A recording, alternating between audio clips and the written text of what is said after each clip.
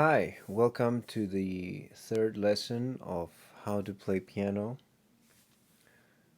Today we're going to continue with the Czerny practical method for beginners on the pianoforte. In the last lesson, we looked at the first four measures of the first half. So this first exercise has 16 measures. The first section is comprised of 8 bars, and the second one has also 8 bars. Bars means the same as measure. Okay, so let's start where we left off last time. The hands will be in the same position, just in case you don't remember. Your left hand pinky is on the middle C, and your right hand thumb should be on the next C, on the higher octave, and then each adjacent finger on the adjacent note. And all you need to do is figure out which finger you're going to use, because we're not moving the hands horizontally yet. So let's do the right hand first. Let's decipher what's going on in the most logical way we can. I just took a look at this, and the first thing I noted is that we have two jumps, right? And a descending scale.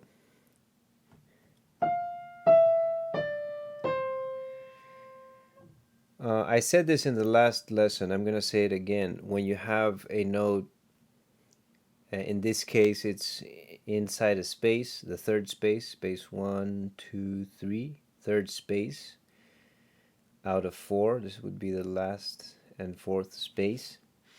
When you have a note inside a space and then the next note is also inside a space, that means there's a jump. And the next one is also on a space, not on a line.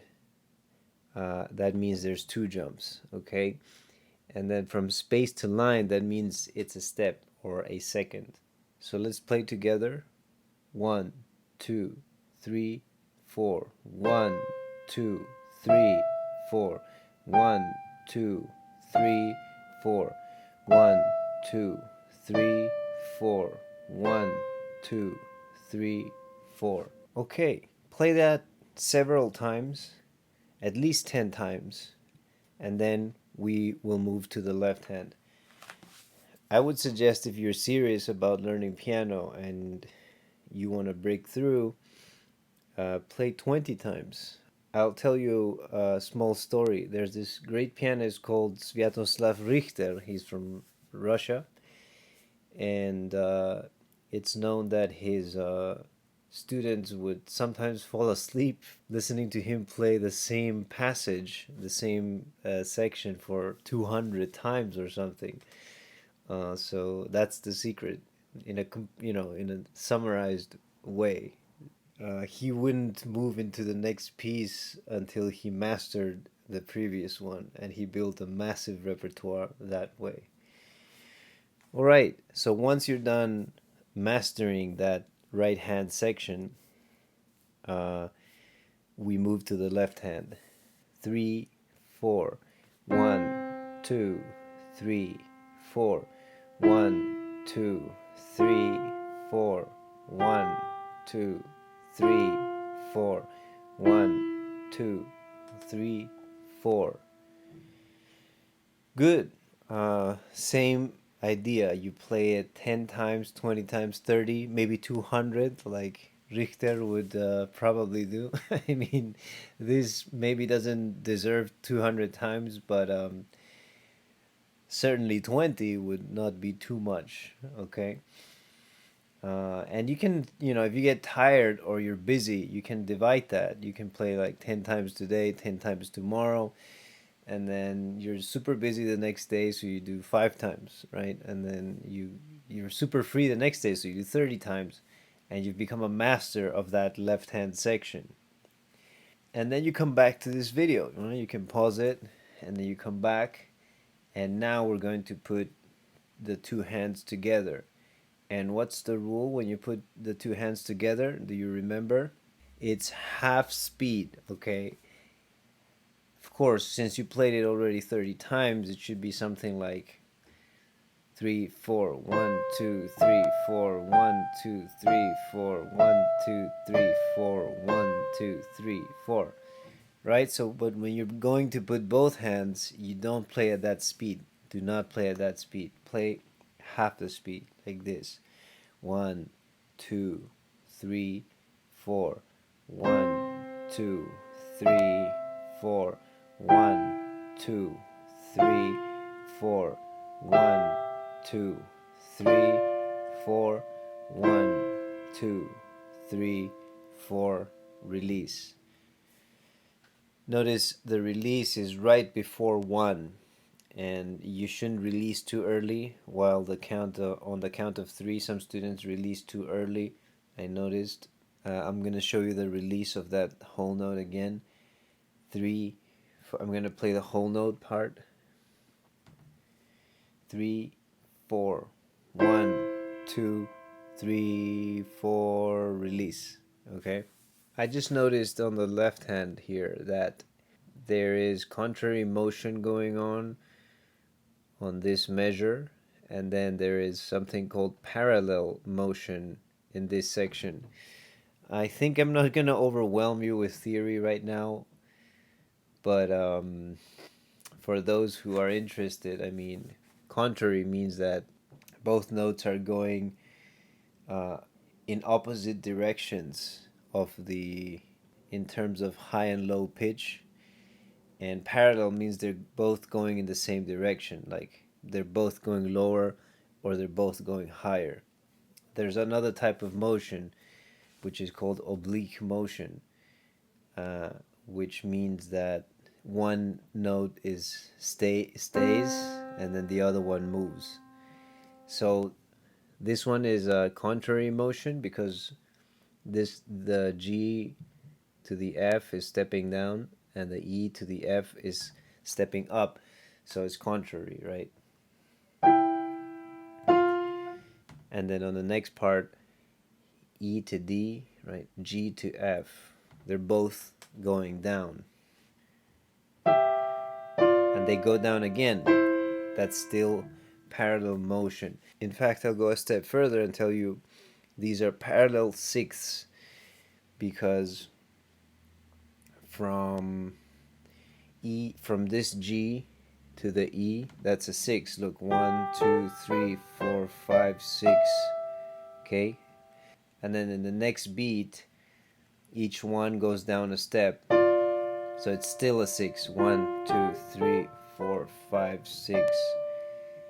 And the next one, you still have the same distance, right? And 6 are very pleasant. It's a very pleasant interval that it's, let's say, very rounded and beautiful when they are in parallel motion. So a lot of composers use that from different music eras. Even for violin, violinists play parallel 6 too. Pianists do that also. Okay, so let's take a look at the next half of the exercise. Or is that too much? Is that too much? I think we should just finish this one today. Okay, so then I was very tempted to start talking about harmony here because it's very relevant to the sound, and I want to explain what's going on harmonically, but I don't want to overwhelm, so let's do that gradually later. But it will certainly help you in the future to understand what's going on. Notice at the beginning we have a lot of C, right? We have C. In the first section we have C, C, C, right? We have a lot of that. Now we have a lot of G, G, G, G, G, and it ends in C. Usually if the piece is in C major, you will start in C major and you end in C, right? G is the second next most important tone. Anyway, let's just try to get our fingers going for now. So the right hand, this time we'll start by playing a D, and as you can see, line to space is a step, space to line is another step, line to line is a jump, and then 2 steps up, actually 3 steps up. Here we have a G and a jump going down.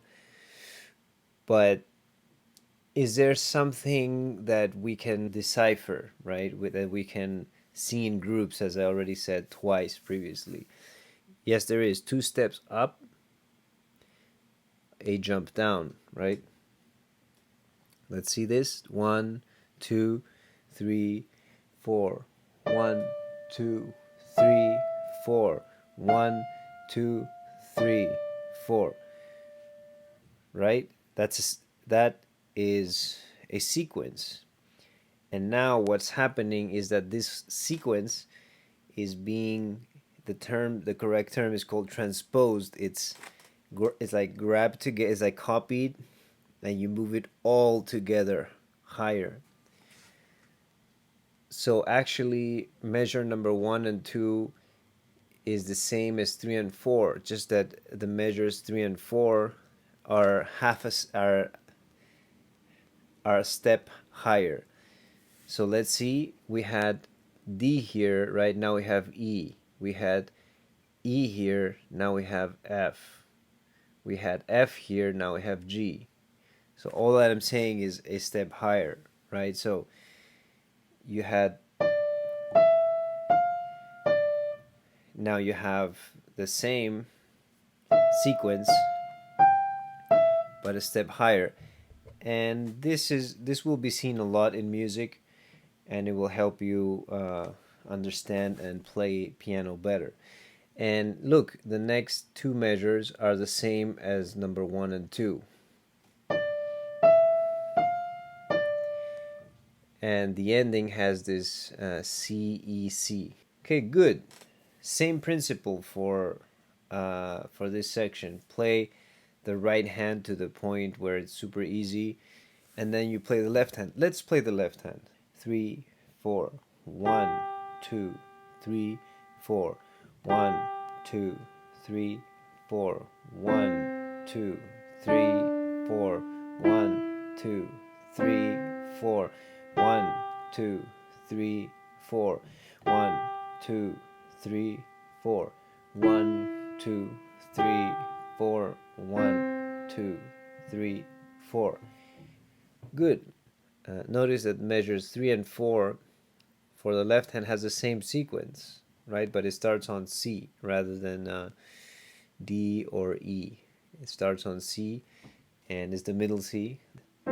Step up, jump down. It's the same sequence. And guess what? It's this is not parallel 6 anymore. They are parallel thirds. When you put both hands together, 3, 4, 1, 2, 3, 4, 1, 2, 3, 4, 1, 2, 3, 4, 1, 2, 3, 4, 1, 2, 3, 4, 1, 2, 3, 4, 1, 2, 3, 4, 1, 2, 3, 4, release.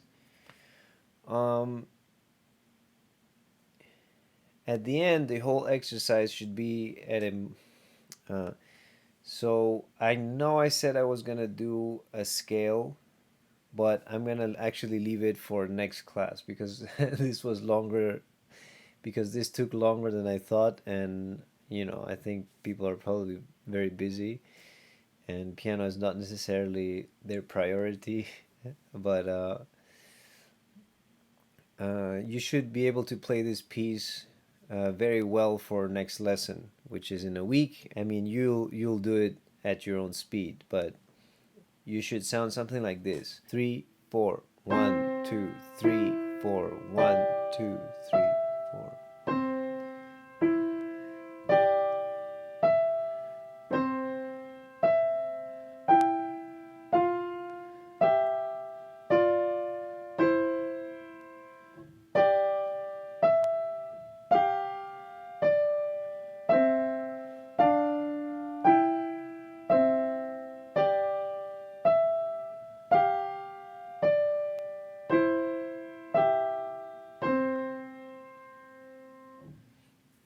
Okay, I hope you enjoyed it as much as I did. The key to enjoying it, I think, it's to make it very singable. I believe the piano is the same as singing, but you have the advantage that you can sing more than one voice. In this case, you're singing two voices, but if you imagine you're singing it, right?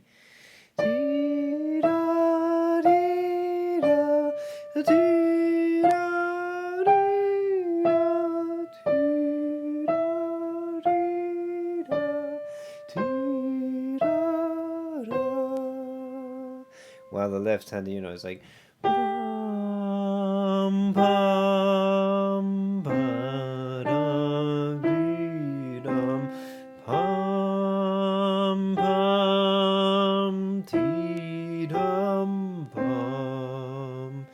And although the piano can't obviously do crescendo, meaning make the volume grow, you can imagine it, right? And you can kind of give the illusion of that you're actually singing like a wind instrument or a stringed instrument. All right, that's all for today. I hope to see you in the next lesson.